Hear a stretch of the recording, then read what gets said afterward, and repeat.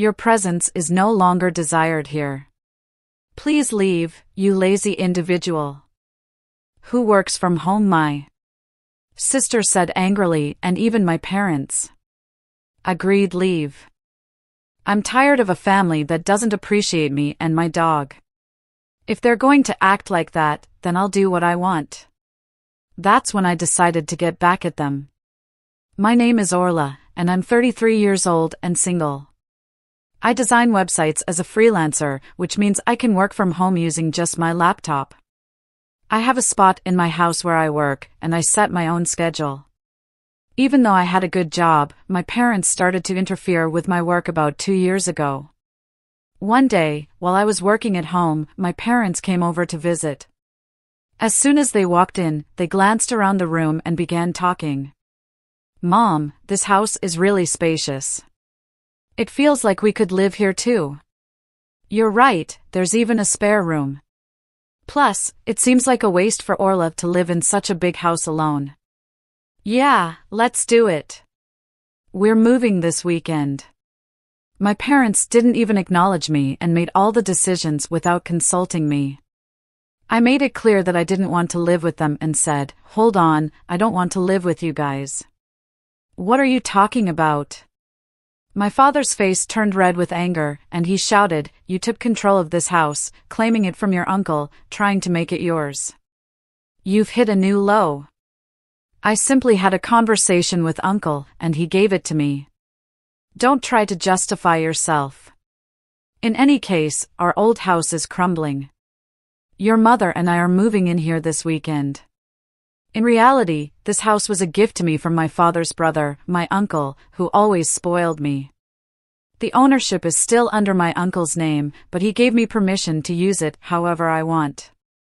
According to my father, our family home has deteriorated significantly, and it requires extensive renovations if we want to keep living there. My mother doesn't work, and my father's income isn't very high, so renovating the house isn't feasible for us. That's why they targeted the house I inherited from my uncle. I wasn't happy about it, but my parents had made up their minds to sell their own house and said they had nowhere else to go. I couldn't leave them stranded, so I reluctantly agreed to live with them. But as soon as they moved in, my parents started making sarcastic remarks. "Hey, Orla, you're in your 30s already, right? Don't you think about settling down and getting married? I'm content with my job at the moment. If you keep saying things like that, you'll just push any potential suitors away. Why don't you take a cue from your sister?" Well, my sister's marriage isn't exactly perfect, is it? But for now, I'm okay with how things are. At that point, my mother, who had been listening, chimed in. "Hey, don't speak ill of your sister like that.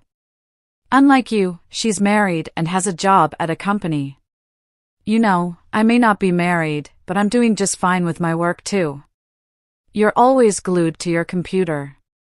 Are you earning money through some sketchy methods?"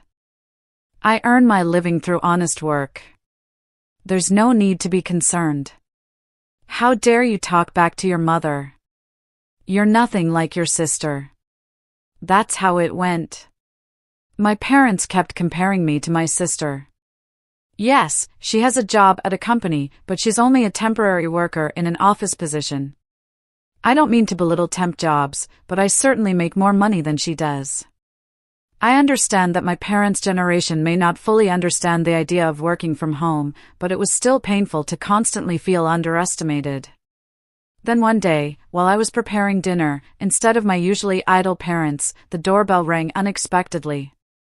To my surprise, it was my sister Mayla, carrying a lot of luggage. "Ha, Mayla, what's happening? It's been a while." "Kathy, this might seem sudden, but I'll be staying in this house from now on." I was taken aback and blurted out, "Huh? What a big house! If Uncle was giving it to someone, it should have been me." "Wait, hold on, you're moving in starting today?" I had no idea about this. "Did Mom and Dad tell you?" "I got divorced, you know, divorced. So, I'll be relying on you from now on." Ignoring my surprise, Mela went upstairs and claimed an empty room for herself. Despite my attempts to resist, my parents sided with Mela, and I felt powerless to stop it.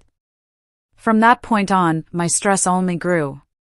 After her divorce, Mela had quit her job and spent her days gossiping about me with our mother. "Hey, Mom, do you think this dress is cute?"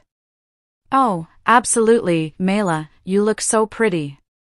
It suits you perfectly. Do you agree? It's definitely not something Kathy would wear, right?" "Well, Kathy is more on the simple side. That's probably why she's having trouble finding a job. She just stays home and plays online." "Mom, you can't just say things like that." As I was cooking dinner, they purposely made sure I could hear their conversation. I was itching to respond, but I knew that would just play into their hands. So, no matter what they said, I kept living without reacting. Then one day, a friend of mine had a litter of 4 puppies, and I decided to adopt one of them. I named him Max. He's a small black chihuahua with the most adorable round eyes. Whenever he looks at me, he wags his tail so hard it seems like it might fall off. Having a chihuahua has been a dream of mine since I was young. Working from home can get lonely, so I thought Max could provide some much-needed company. "From now on, your name is Max, okay?" Woof. I didn't really consult with my family. When I decided to adopt Max, after all, this is my house, and I'm the one who will be taking care of all the expenses for him, so I don't see why they should have any complaints. When I brought Max home, as expected, my parents and Mela started complaining. "Hey, we didn't know you were getting a dog." "That's right, dogs can be smelly, you know." "I can't stand bad smells, Kathy. How could you just bring a dog home without talking to us first?" "We didn't agree to this," they kept complaining. I firmly told them, firstly, I didn't just pick him up off the street. A friend gave him to me. Plus, I'm the one who's going to take care of all the expenses for Max, so there shouldn't be any problem. What I choose to have in my house is my business. If you have any complaints, you're welcome to leave. At first, they complained loudly, their faces red with anger, but within a few hours, they were completely won over by Max's cuteness and began showering him with affection. "Aren't you just adorable? Are you mommy's boy or daddy's? Or maybe sis, look this way, sweetheart." Wait a minute, what happened to their anger from just a moment ago? Was it all just a dream? My entire family became completely enamored with Max. From then on, they were always doting on him. Because of this, their animosity toward me decreased, and I could enjoy relatively peaceful days. Then, one day, an incident shattered this calmness. While I was out running an errand, I got a call from my sister Mela. "Hello, come back home immediately," she burst out. In response to my sister's sudden outburst, I asked what was wrong. She vented her frustration, yelling at me, "It's not what happened. Max made a mess on my clothes. What if they smell? I'll just wash them quickly, and they'll be fine. Besides, isn't it your fault for leaving your clothes on the floor?" "What? It's my fault? It's your lack of training, Max, that's to blame." "Enough. Max is still a puppy, you know. If you take him out for a walk, he won't make a mess at home. You said you were excited to walk Max today. Did you actually take him?" "Well, I was planning to take him later, and it's all because you didn't train him properly." "Then you should compensate me for the clothes," Mela demanded. As expected, when I arrived home, my sister was furious. Both my parents had been alerted, and they stood beside Mela glaring at me. Mela tossed the dirty clothes at me and started yelling again, "I'm going to make you pay for the cleaning, got it?" "Why should I?" "It's your fault for not taking him for a walk and leaving your clothes on the floor." "Shut up. Stop arguing back. This only happened because you brought this stupid dog home. What are you going to do about it?" Calling him a stupid dog, you were fond of him before, isn't it harsh to label him that just because he had a small accident? It's your fault for not training him properly. Take responsibility. Why can't my family think beyond their own convenience? While I was appalled by my selfish sister, my parents interjected, "Hey, Kathy, shouldn't you at least apologize to Mela first?" That's correct. All of this chaos is because of that Max you brought home. Can both of you just stop already? Puppies are like babies. Can't you forgive them for making mistakes once in a while? Pathetic. This mess is all because of this dumb dog, Kathy. You made the right choice by not getting married if you were a mother. I doubt you'd raise a decent child.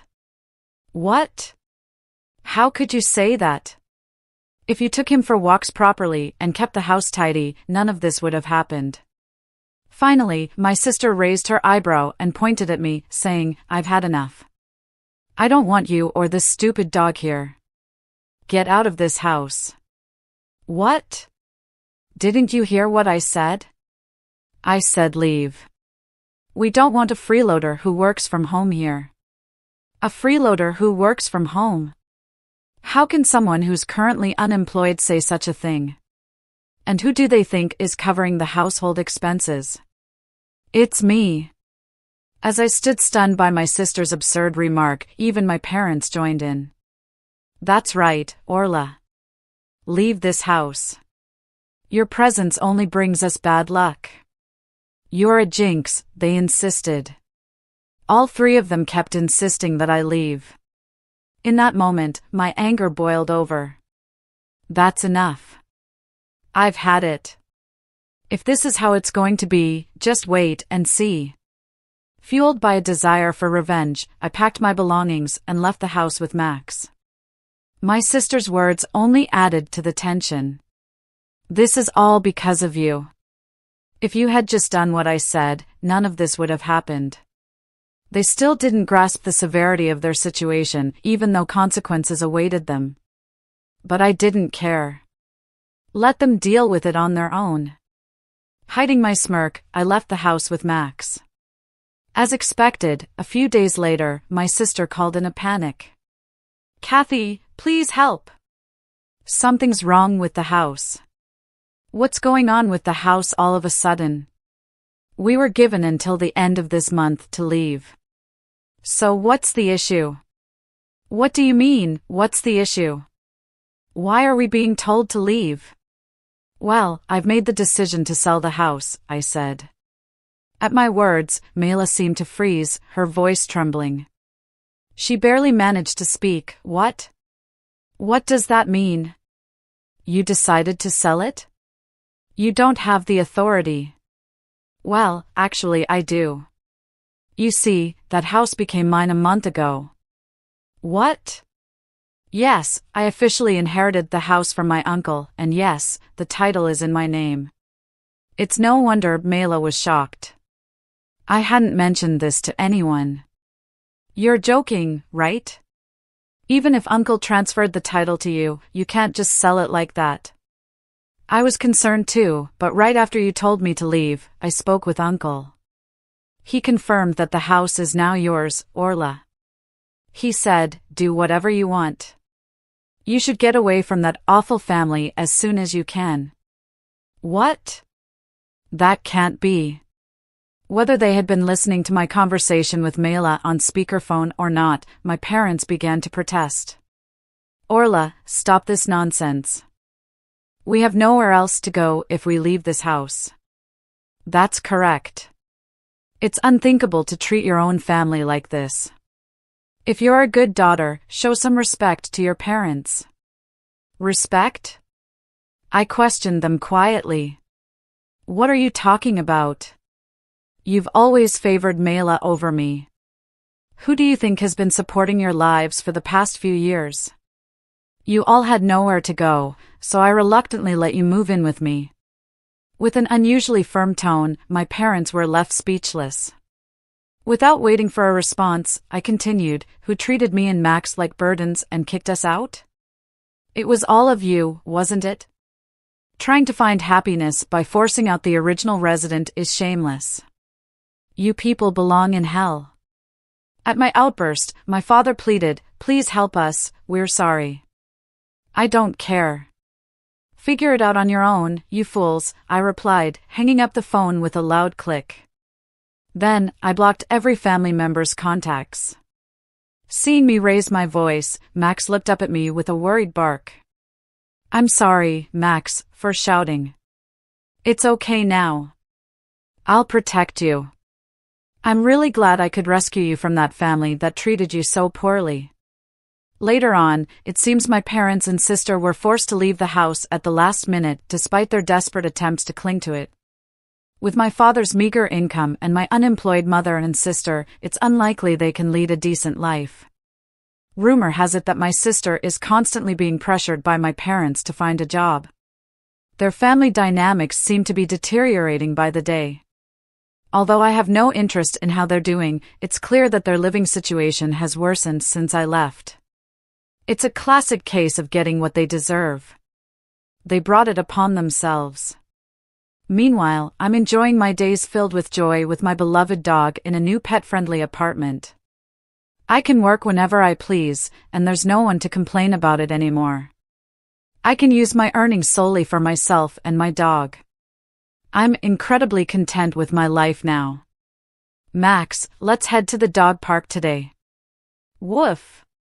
Max seems more lively. Maybe it's because that noisy family is gone. From now on, I want to protect Max for the rest of our lives and lead a peaceful existence.